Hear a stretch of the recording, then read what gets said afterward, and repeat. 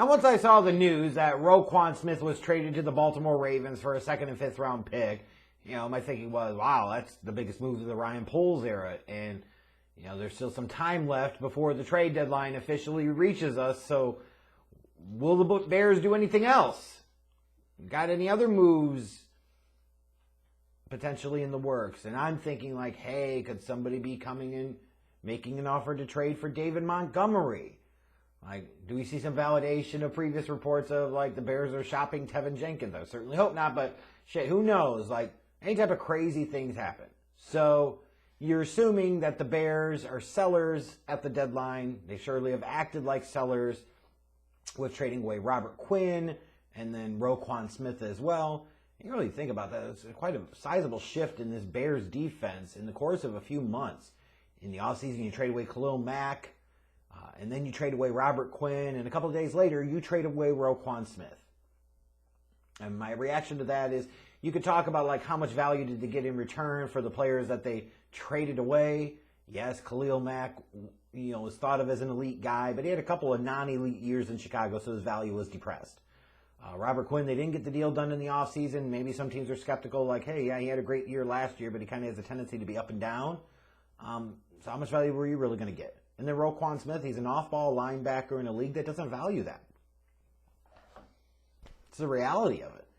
And you're coming off of a situation where the Bears just gave up 42 points with him. No, that's not saying that the Bears' defense is the worst in the league. No, that's not saying that Roquan Smith sucks. It's not saying anything like that. It is saying, however, that Bears fans, I think, have had a tendency to overvalue and overrate Roquan Smith a little bit based off of the reality of who he is. So, the returns weren't bad. But the bigger thing is it represents a philosophical change that this organization understands. They need to get better on offense. You have to build up the offense. Offense is the name of the game. Because if it's not, then you might as well just get rid of Justin Fields and go back to the defense, special teams, run the ball, game manager, quarterback type of situation that we all know and despise as Bears football.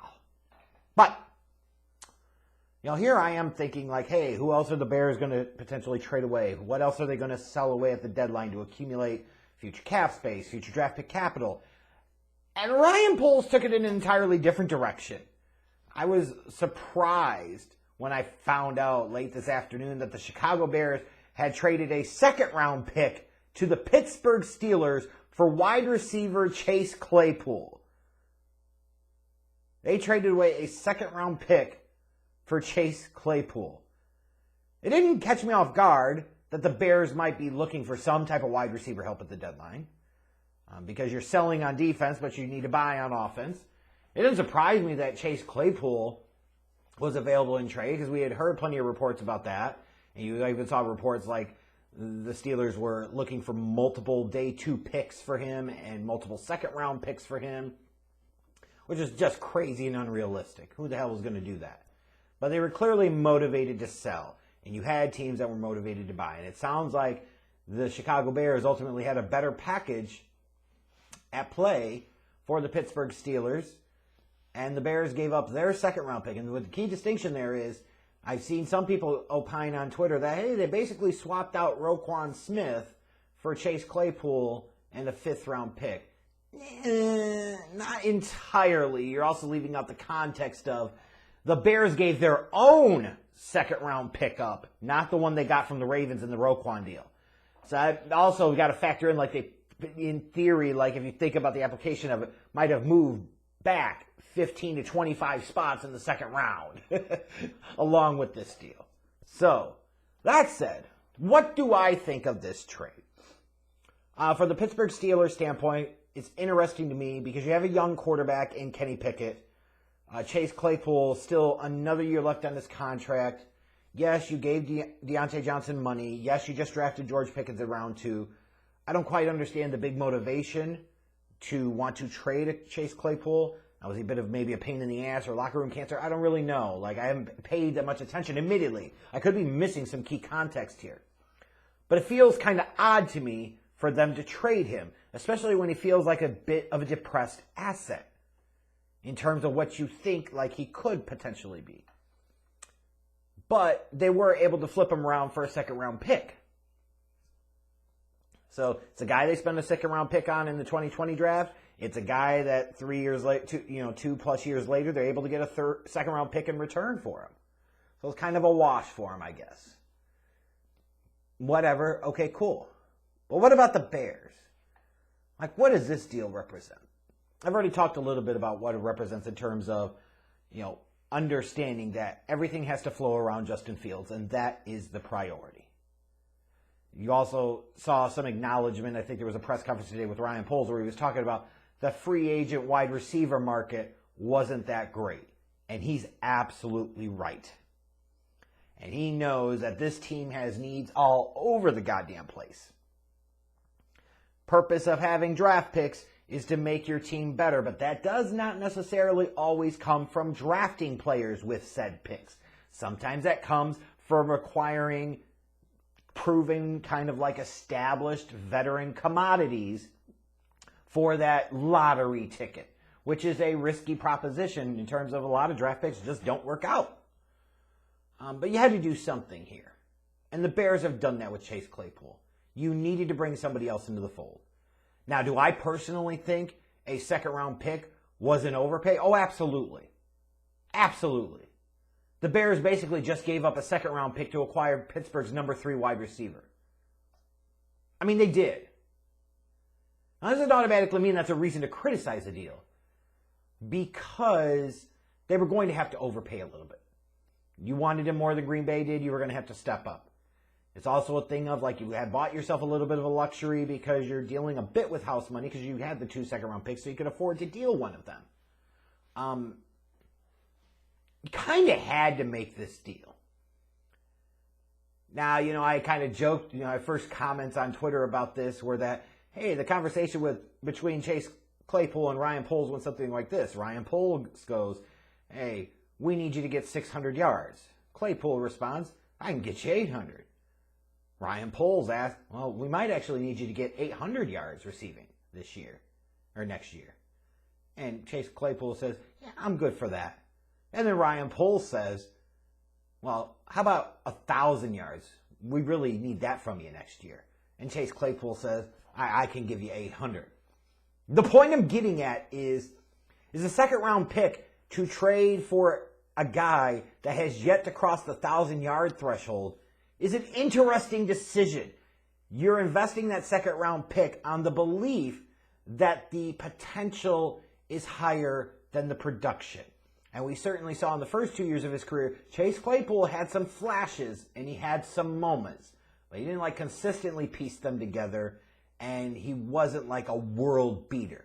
Like, you're not trading for the Steelers' number 1 wide receiver, and frankly, you're not even trading for the number 2 wide receiver. You're trading for their 3rd best wide receiver. That's what you're doing here. But in the Bears wide receiver room, he instantly becomes, the 2nd wide receiver behind Darnell Mooney. He does. Like, you have upgraded there. And 'tis better to try and upgrade around Justin Fields now than to sit there and have to wait another 5+ months, 6 months until the NFL draft to try to do that, and then you don't even know what you're going to get. Don't know how the draft is going to play out. Blah, blah, blah. I look at this and I say, I get it. Now, I wonder, if I had my choice, would I rather have Jaquan Brisker, George Pickens, and the 2nd-round pick next year that belongs to the Bears at somewhere in the top 40 to top 45? Or would I rather have Kyler Gordon, Jaquan Brisker, and Chase Claypool? I don't know. I can see the arguments for both, honestly. Not everything requires a rage, irrational response from me. And that's kind of how this feels. It feels like some type of attempt to say, hey, Bears fans, you wanted us to draft George Pickens with one of our 2 second-round picks. Well, how about we get the guy from the Steelers that was replaced in the lineup ultimately by George Pickens, and that is Chase Claypool. Interesting play there. Interesting play. We'll see how this works out in the long term. I've seen some Bears fans talk about, this maybe opens up the door for them to address the offensive or defensive line early on in the draft next year. I think that was happening either way. I still am very skeptical, the pick will be anything other than a 3 technique or an edge rusher in the 1st round next year.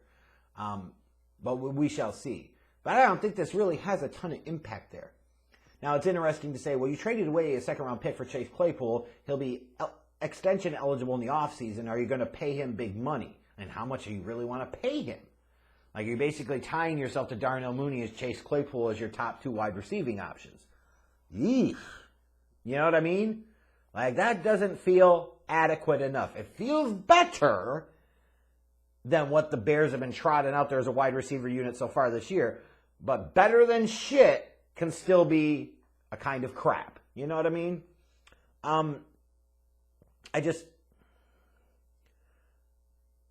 am happy with the sense that there's an acknowledgement that the offense has to be better. I'm happy in the sense that you can have draft picks till kingdom fucking come, but that is no automatic guarantee of anything. And you should leverage them in a variety of ways to make your team better. Now, is Chase Claypool necessarily the wide receiver I would have targeted in trade? Maybe not. I think there's also a big question here you have to ask yourself is, the Pittsburgh Steelers have a generally good track record over the past decade plus of identifying day 2, day 3 wide receivers and getting something out of them. Like, this is the same organization back in 2010 that drafted Antonio Brown in round 6. You know, and you could say, well, the year before that, they drafted Lima Sweet in round 2. Okay, touche. But then you could come back and say, they also drafted Deontay Johnson in the middle rounds. They drafted Chase Claypool in the second round. They drafted George Pickens in the second round. Like, this is a team that knows their wide receiver position. Well, they drafted James Washington in round 2. All right, yeah. So the point being, though, is the overall theme here, Juju Smith-Schuster, like, they've had a decent history of drafting wide receivers in day 2. So if they're ready to move on from Chase Claypool like this, shouldn't we ask ourselves why? You know what I mean? It was a similar thought process I had when it came to like all the rumors dropping a year plus ago about whether the Bears were interested in trading for Russell Wilson, and I reacted viscerally to that. And one of the things I thought about is, you got a 9-time Pro Bowl quarterback that's still in his early 30s that has won a Super Bowl, went to 2 Super Bowls with an organization. Why in the blue fucks would they be looking to trade him? There are reasons, but it should lead you to the fundamental question of why are they looking to trade him? And I look at the Chase Claypool trade very similarly. There's a reason they were looking to trade him. Why? And did Ryan Poles in the decision-making process to make this trade, did he properly vet that reason, ask that question, why? Now, sometimes that could be like the other organization you're dealing with are just morons. That certainly can happen. Sometimes, though, there can also be a reason that they did it. But it's happened now, and all we got to do is hope that it works out. You got to assume that the Bears are going to be tied most likely to Chase Claypool as their number 2 wide receiver for the next several years. Because if you're not, why in the fuck would you have traded a second-round pick to bring him in? Am I a fan of them giving up, their own second-round pick, which is likely going to be in the top, 8 to 12 spots in the second round? No, I'm not. I'd rather you giving up the Ravens second-round pick, and even if you sweeten the pot with like some type of mid-day 3 pick to make sure you gave up a better package than what the Packers were offering, so be it. But I'll be honest, like I even look at this and say, like, if you go into the offseason, you have the opportunity to trade for somebody. I'll just throw out a name like a Mike Evans or somebody. You're certainly not going to let the fact that Chase Claypool was acquired by trading away a second-round pick stop you from doing that. Like, this feels like you've added a piece for consideration versus a piece that solves a problem, if that makes sense. It's a piece, and that's nice. They needed some. And at least there's a little bit of an effort to try and do something offensively. But make no mistake about it, there is still a lot of work to do.